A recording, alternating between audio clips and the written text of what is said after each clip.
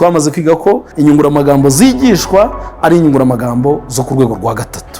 hari intambwe nzajya nubahiriza mpereye ku ntambwe ya mbere. Ese umwana azakora iki? Izo rwose tunazize neza kandi nzabishyira mu bikorwa muri iyi next academic year. Utameze neza, udafite ubuzima bwiza, ntago wakora umunyarwanda twifuza. Uyu munsi rero nkatwe abarimu tuzi neza ko tugomba gutegura umwarimu ugiye kujya muri sosiyete, umwarimu azaba uwa mbere mu guhindura sosiyete nyarwanda. Genda n'urugendo. Hari igihe ugenda ugasanga kwicaranya abana b'abahungu n'abana b'abakobwa ntago babyumvamo, ariko uyu munsi nk'umuntu wahuguwe bakatwereka ibyiza byo gufasha abahungu n'abakobwa, nukuvuga ngo namahirwe yamwe kugira ngo tuzamurane twese, kuko umukobwa arashoboye n'umuhungu arashoboye.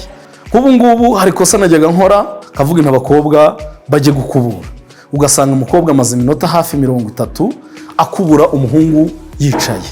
Ngiye kugenda ngerageze ku buryo umuhungu n'abakobwa bose bazajya bafatanya mu bikorwa byo mu ishuri. Uyu munsi hari ibintu byinshi ntajyaga nitaho nko mu gukora amagurupe y'imyigire.